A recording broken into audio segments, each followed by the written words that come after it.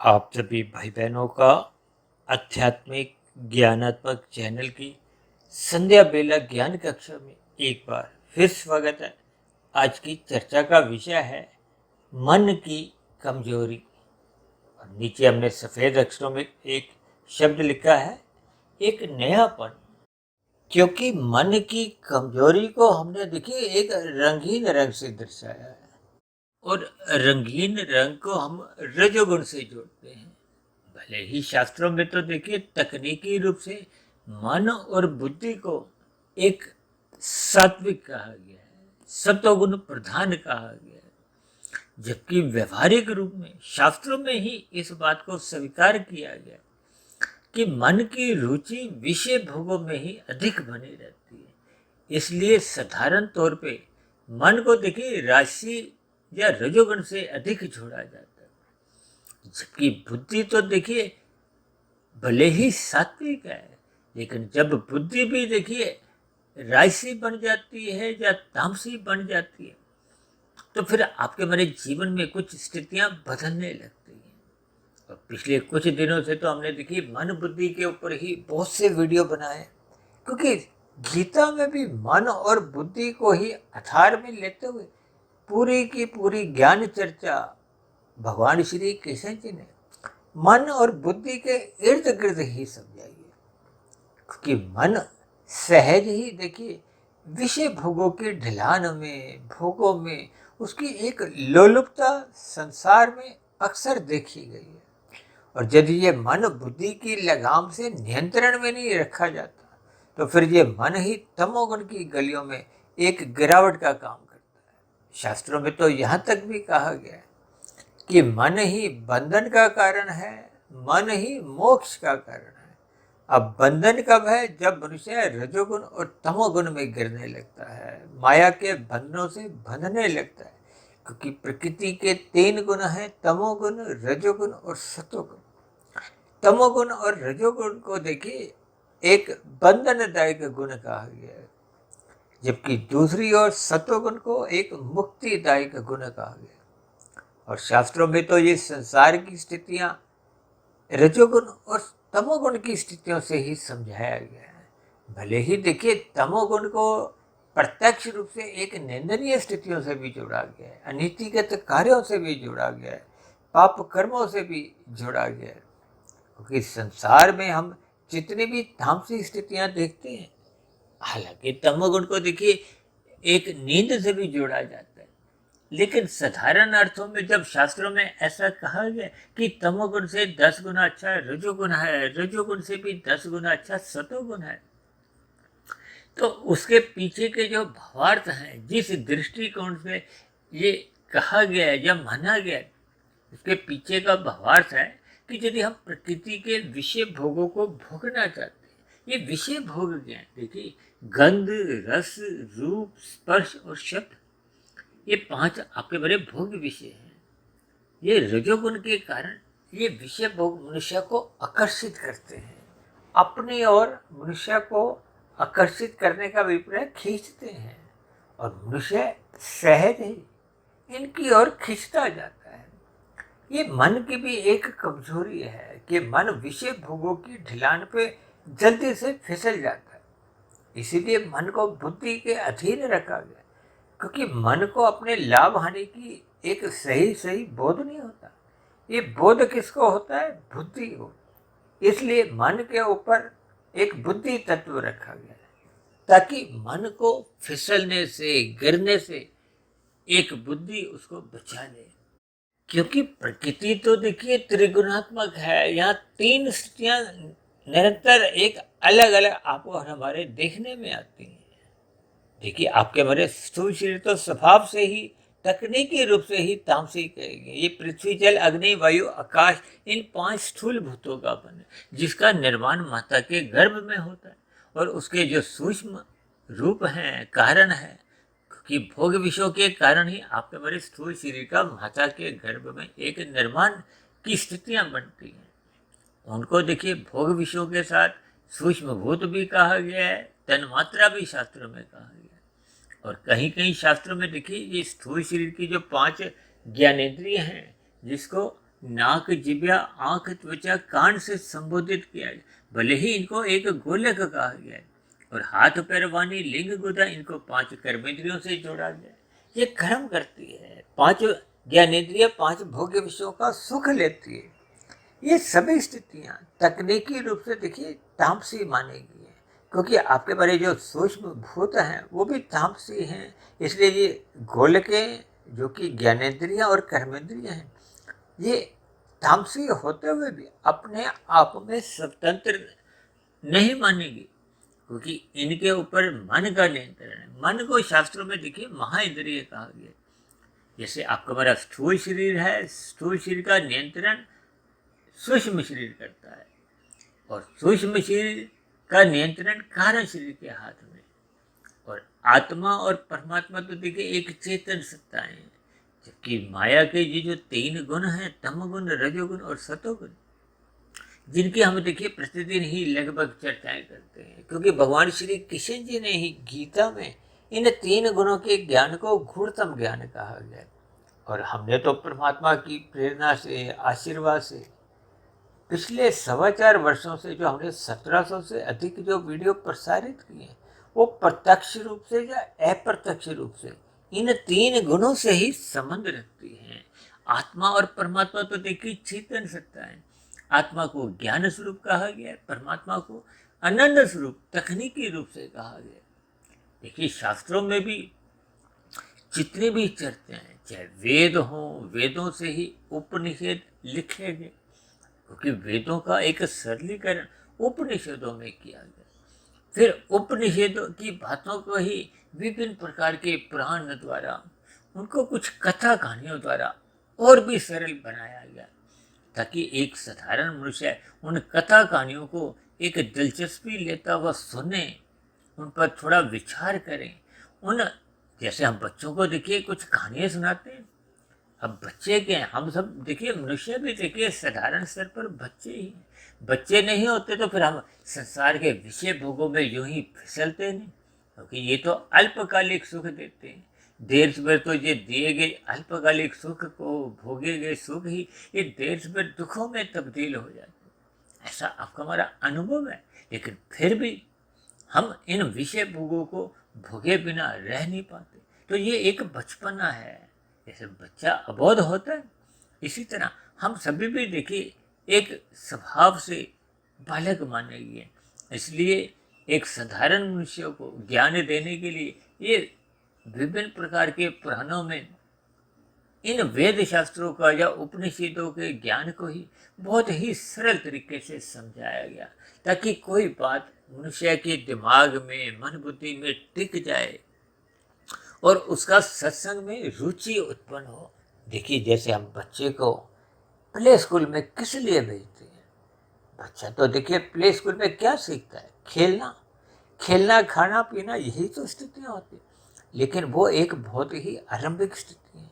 और मेरा तो व्यक्तिगत ऐसा मानना भी है कि प्ले स्कूल के बाद जो नर्सरी, पहली, दूसरी, तीसरी, चौथी, 5वीं की कक्षाएं भी होती हैं, इनमें भी देखिए अक्सर बच्चों को अगली कक्षा में 1 साल बाद भेज ही दिया जाता है, ताकि उसकी कुछ क्रमिक विकास हो भौतिक स्तर पर।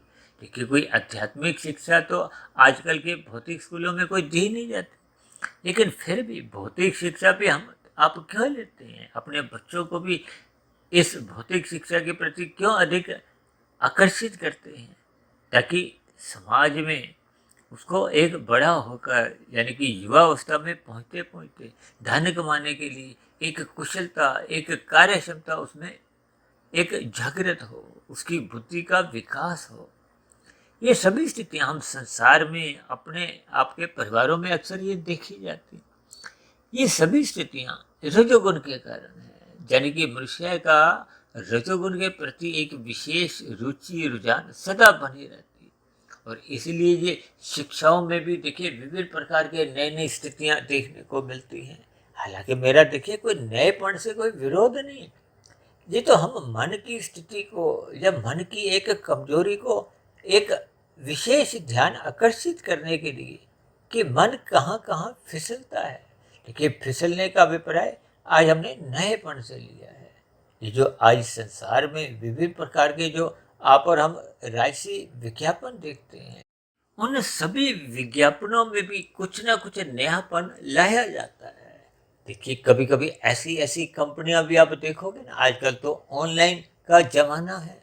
ऑनलाइन का अभिप्राय क्या है कि आप केवल फोन घुमाओ तो आपको घर बैठे ही एक आवश्यक चीज़ें भी मिल जाती हैं, भोग प्रेरित चीज़ें भी मिल जाती हैं। यानी कि ये सभी स्थितियाँ आपको में एक सुविधाजनक तरीके से, यानी कि बिना बाजार गए ये भोग्य पदार्थ घर पे बैठे ही उपलब्ध हो जाते हैं। अब ऐसी कितने ही देखिए, कभी कभी कुछ कंपनियां होती हैं जो अपना नाम बदल के देखिए, क्रियाएं तो उनकी पहले भी चल रही थी, लेकिन एक नयापन लाते हुए कोई नए एक स्लोगन के साथ आती हैं। तो ये सभी स्थितियां आपके हमारे मन की कमजोरी का ही लाभ उठाते हैं। चाहे विज्ञापन की स्थितियां हों, चाहे फैशन की दुनिया हो। देखिए, फैशन में भी जो नए नए वस्त्रों का एक निर्माण प्रक्रिया में उनको नयापन दिया जाता है, उन नएपन के कारण ही हम उन नए नए वस्त्रों को खरीदते हैं। यही नयापन देखिए संसार में फिल्मों में भी दिखाई देता है। और अक्सर ये सभी स्थितियां देखिए राजनीतिक दलों में भी एक नए नए स्लोगन के साथ, नए नए संवाद के साथ आप और हम संसार में विभिन्न स्थितियां देखते हैं। यानी कि मेरा देखिए इन सभी उदाहरणों से कोई प्रत्यक्ष रूप से कोई लेना देना नहीं, लेकिन ये सभी स्थितियां आपके हमारे जीवन में मन की एक कमजोरी मानी जाती है। इस बात को भले ही हम देखिए शब्दों द्वारा स्वीकार ना भी करें, लेकिन ये सभी स्थितियां अक्सर एक साधारण मनुष्य में देखी ही जाती हैं। इसलिए तो बार बार कहा गया है कि मन को सत्वगुण में लगाओ, सत्संग में लगाओ। बुद्धि तो देखिए सदा ही अपने आप में ही एक सात्विक है, लेकिन ये बुद्धि यदि सत्संग में लगती ही नहीं। देखिए, कहते हैं ना मन बुद्धि, कहीं कहीं देखिए मन का अभिप्राय बुद्धि से भी निहित होता है, कहीं कहीं बुद्धि शब्द के बीच में ही मन भी निहित होता है। लेकिन ये सभी स्थितियां, क्योंकि मन तकनीकी रूप से बुद्धि के अधीन है और बुद्धि पूर्ण रूप से देखिए एक सात्विक मानी गई है। लेकिन जैसे जैसे ये बुद्धि सत्संग नहीं करती, यानी कि सात्विक बुद्धि बनाए रखने के लिए बुद्धि को एक सत्संग करना अनिवार्य स्थिति बताया गया। और यदि मनुष्य बुद्धि द्वारा सत्संग नहीं करता, या सत्संग का अभिप्राय देखिए श्रद्धा पूर्वक सत्संग से, जब हम श्रद्धा पूर्वक सत्संग नहीं करते तो फिर इसका अभिप्राय क्या है कि मन आपका बड़ा कहीं और लगा होता है। क्योंकि सूक्ष्म शरीर एक अलग स्थिति है, स्थूल शरीर एक अलग स्थिति है। जब जब हम देखिए एक पाप कर्मों से जुड़ते हैं, बुराइयों से जुड़ते हैं या कुसंग से जुड़ते हैं, ऐसी स्थितियों में तो देखिए स्थूल शरीर के साथ साथ मन बुद्धि सदा ही जुड़े रहते हैं। या मन बुद्धि का अभिप्राय देखिए सूक्ष्म शरीर से है। हालांकि तकनीकी रूप से तो देखिए स्थूल शरीर 5 तत्वों का बना है, पृथ्वी जल अग्नि वायु आकाश, जबकि सूक्ष्म शरीर 17 तत्वों का, 5 सूक्ष्म भूत यानी कि तन मात्रा को हो, या 5 भोग्य विषय को यानी कि गंध रस रूप स्पर्श और शब्द। ये 5 तत्व हो गए, 5 ज्ञानेंद्रियां जो 5 गोलकों को, स्थूल शरीर की गोलकों को, नाक जिह्वा आंख त्वचा कान को शक्ति प्रदान करती है। और इसी तरह 5 कर्मेंद्रियां स्थूल शरीर की, हाथ पैर वाणी लिंग गुदा को जो शक्ति प्रदान करती है, वो 5 कर्मेंद्रियां हैं। 5 भोग्य विषय, 5 ज्ञानेंद्रियां, 5 कर्मेंद्रियां, ये हो गए 15। और एक है मन। मन को देखिए महाइंद्रिय कहा जाता है, क्योंकि ये जो स्थूल शरीर की ज्ञानेंद्रियां और कर्मेंद्रिय, ये अपने आप में स्वतंत्र नहीं है जब तक मन इनके साथ नहीं जुड़ता। यानी कि मन की स्वीकृति पाकर ही ये ज्ञानेंद्रियां या कर्मेंद्रियां अपना अपना कार्य करती हैं। और मन के ऊपर देखिए बुद्धि तत्व है, और बुद्धि सात्विक अपने आप में होते हुए भी तभी तक सात्विक रह पाती है जब ये श्रद्धा पूर्वक सत्संग करती है। यानी कि मन बुद्धि जब स्थूल शरीर के साथ साथ श्रद्धा पूर्वक सत्संग में एक निहित होते हैं, लगे होते हैं, तो फिर आपके बारे किया गया सत्संग मन बुद्धि के स्तर पर, उस पर हम पुनः चिंतन मनन की स्थितियों में अपने आप को ढाल सकते हैं। क्योंकि यदि वो चिंतन मनन की स्थितियों में हम अपने आप को मन बुद्धि के स्तर पर स्थित नहीं करते, तो फिर कारण शरीर तो और भी अंदर की एक सूक्ष्म स्थिति है। कारण शरीर में ही आपके हमारा स्वभाव को, संस्कार को, वो स्थितियां बनती हैं।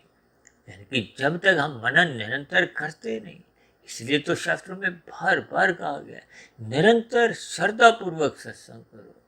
निरंतर शब्द विशेष रूप से जोड़ देकर कहा। मैं तो अक्सर देखिए श्रद्धा पूर्वक किए गए सत्संग को स्थूल शरीर के आधार पर 1% की सफलता समझता हूँ। और यदि मनुष्य श्रद्धा पूर्वक सत्संग ही नहीं करता, तो फिर वो 1% की भी सफलता आप और हम समझ ही नहीं सकते। श्रद्धा पूर्वक किए गए सत्संग के बाद जब हम मनन करते हैं, क्योंकि बिना मनन के देखिए वो किया गया सत्संग धीरे धीरे कमजोर होने लगता है। अक्सर मैं इसको कभी कभी एक्सपायरी डेट से भी जोड़ देता हूँ, ताकि बात आपको मैं गहराई से समझ में आ जाए। क्योंकि जब तक हम एक्सपायरी डेट या कुछ उसकी एक धूमिलता स्थिति से नहीं लेते, धूमिल कहो, कमजोरी कहो, यानी कि ये सभी स्थितियाँ, इसलिए तो कहा गया कि श्रद्धापूर्वक सत्संग करने के बाद उस पर मनन करते रहो, चिंतन करते रहो। भले ही आप स्थूल शरीर के स्तर पर कोई भी अन्य कार्य कर लो, लेकिन मन में स्मृति में बना रहे परमात्मा का चिंतन, तो ये एक सूक्ष्म स्तर पर एक चिंतन की स्थिति है। ये निरंतर बने रहने से फिर ये सूक्ष्म शरीर से कारण शरीर में पहुंचता है। जैसे सूक्ष्म शरीर मन बुद्धि के स्तर पर चिंतन होता है, तो ये उससे 10 गुना अधिक लाभ देता है। 10% की आप सफलता भी समझ सकते हैं। और यही सफलता जब निरंतर हम करते रहते हैं, मनन करते रहते हैं, शोध करते रहते हैं, तभी तो हम बार बार कहते हैं ब्रह्म मुहूर्त में उठो, ब्रह्म मुहूर्त में उठो, साधना करो, मन परमात्मा में लगाओ। ये स्थितियां जब जीवन भर बनी रहती हैं, तो कारण शरीर में शुभ संस्कार बनते हैं। वो बने हुए शुभ संस्कार जो पहले के बुरे संस्कार बने होते हैं, उनको कमजोर करते हैं, समाप्त करते हैं। क्योंकि जब तक बुरे संस्कार कारण शरीर में बने रहते हैं, तो मन बुद्धि के स्तर पर उन बने हुए संस्कारों से ही विचार आते हैं, वृत्तियां उठती हैं, तरंगे आती हैं, फुरने आते हैं। और फिर वो उठे हुए फुरने तरंगे विचार ही वो स्थूल शरीर के स्तर पर वो ज्ञानेंद्रियों को, विषय भोगों को भोगने में विवश कर देती हैं। या नए कर्म, चाहे वो पाप कर्म ही हो, उसको करने से भी रोकते नहीं है, विवश कर देती है, बाध्य कर देती है। समाज में जो बलात्कार जैसी जो स्थितियां हैं, अपराध, जो एक हत्या जैसे जघन्य अपराध है, ऐसे सभी बुरी स्थितियों के पीछे, यानी जघन्य अपराधों के पीछे भी ये कारण शरीर में बने हुए बुरे संस्कार ही होते हैं। इन सभी स्थितियों को आपको में ज्ञानपूर्वक समझना होगा। यानी कि जो मन की कमजोरी है, इसको जो एक नएपन की एक आदत सी पड़ जाती है। तभी तो देखिए हम नए नए वस्त्र खरीदते हैं, मॉल में गए, एक शर्ट खरीदी, फिर दूसरी खरीदी, फिर तीसरी खरीदी। भले ही हम उनको 1-2 बार पहनकर दोबारा नहीं भी पहनते, इसलिए तो घरों में अक्सर आप देखोगे ना, अलमारियों में कपड़े भरते जाते हैं। ये भरने का कारण ही ये है कि मनुष्य को वो नए नए डिजाइन अच्छे लगते हैं। चाहे वो देखिए कपड़े के स्तर पर हो, या फैशन के स्तर पर कुछ अलग अलग स्थितियाँ हो। आप संसार में जो ब्यूटी पार्लर में भी जो आप स्थितियाँ देखते हो, उसमें भी देखिए आप नयापन देखते हो। नयापन का अभिप्राय चाहे वो सजने संवरने की स्थितियाँ हो, इसी तरह आपके बारे जो खाद्य पदार्थ हैं, उनमें भी देखिए अलग अलग स्वादों में नई नई स्थितियाँ पेश की जाती हैं। ऐसे कितने ही रेस्टोरेंट बने हुए हैं, भोजनालय बने हुए हैं, जो आपको नए नए स्वाद देती है। ये नयापन, नई नई स्थितियाँ ही मनुष्य को, मन को अपनी ओर खींचती है। यानी कि ये विषय भोगों की गलियों में ये मन सहज ही उतरने लगता है, फिसलने लगता है। इसलिए मेरे मन में आज आया कि ये नयापन जो एक शब्द है, इस पर थोड़ा एक विशेष ध्यान देते हुए, क्योंकि ये नयापन आपकी हमारी भले ही कमजोरी है, लेकिन ये आपको मैं सीख भी देता है। यदि हम इस कमजोरी पर विचार करते हैं, चिंतन करते हैं, इस कमजोरी को दूर करने का प्रयास करते हैं, और इस कमजोरी को दूर करने के लिए बुद्धि को सात्विक रखना होता है, सतोगुण की लगाम से नियंत्रण में रखना होता है।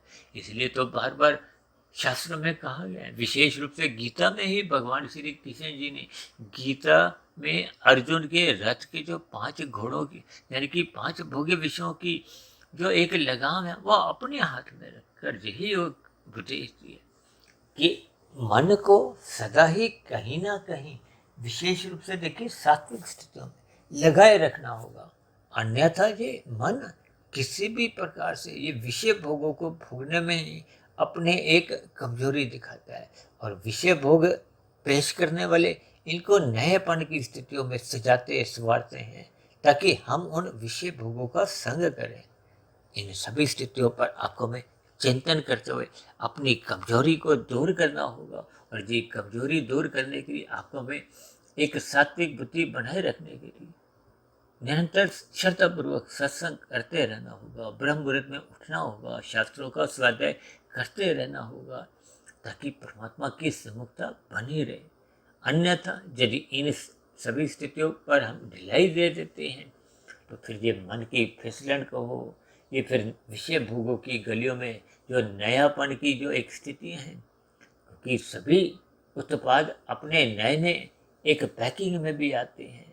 इन सभी स्थितियों पर आपको में चिंतन करते हुए अपनी कमजोरी को भी दूर करना है ताकि आपका हमारा जीवन यूं ही रजोगुण की गलियों में फिसले नहीं, क्योंकि रजोगुण की गलियों में फिसलने का अभिप्राय देर सवेर तमोगुण में गिरने से है। तमोगुण में गिरने का अभिप्राय पाप कर्मों की ओर मनुष्य सहज ही फिसलता जाता है, जिसके फलस्वरूप उसका कर्माशय बिगड़ता है, बुरी आदतें बनने से उसके बुरे संस्कार बनते हैं, यानी कि मनुष्य का फिर मिला हुआ जीवन यूं ही अधोगति की स्थितियों में यानी कि उसका कर्माशय भी बिगड़ने लगता है, जो फिर मरने के बाद अधोगति की स्थितियां उत्पन्न करने को प्रकृति आपको में बाध्य कर देती है। इन सभी स्थितियों पर आपको में सकारात्मक चिंतन करना होगा, मन की कमजोरी पर विजय पाने के लिए, सात्विक बुद्धि बनाए रखने के लिए निरंतर श्रद्धापूर्वक सत्संग करते हुए ब्रह्म मुहूर्त में उठने का अपना एक निरंतर स्वभाव संस्कार दिखाना होगा। तो ऐसे सभी शुभ स्थितियां हम सभी भाई बहनों के जीवन में भी बनने लगे ताकि हम मन की कमजोरी पर विजय पा सकें, ताकि आपका हमारा मिला हुआ जीवन यूं ही व्यर्थ ना चले जाए। ऐसी सभी शुभ स्थितियां हम सभी भाई बहनों के जीवन में बनने लगे ताकि मिला हुआ जीवन सफल हो, सार्थक हो, ताकि मनुष्य गिरने से फिसलने से अपने आप को बचा सके। तो ऐसी सभी शुभ स्थितियां हम सभी भाई बहनों के जीवन में बनने लगे। इन्हीं शुभ कामनाओं के साथ चर्चा विशेष को यहीं विश्राम देते हैं। कल सुबह फिर मिलते हैं ब्रह्म मुहूर्त ज्ञान उपदेश कक्षा में। तब तक आप अपने आध्यात्मिक मित्र सुधीर भाटिया फकीर को इजाजत दें। आप सभी भाई बहनों को बहुत बहुत शुभ रात्रि और सुबह ब्रह्म मुहूर्त में उठने के लिए मेरी ओर से बहुत बहुत शुभकामनाएं।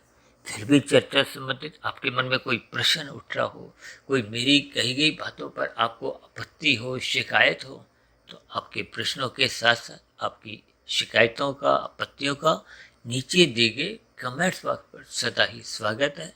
चर्चा विशेष को ध्यानपूर्वक सुनने के लिए आप सभी भाई बहनों का बहुत बहुत धन्यवाद।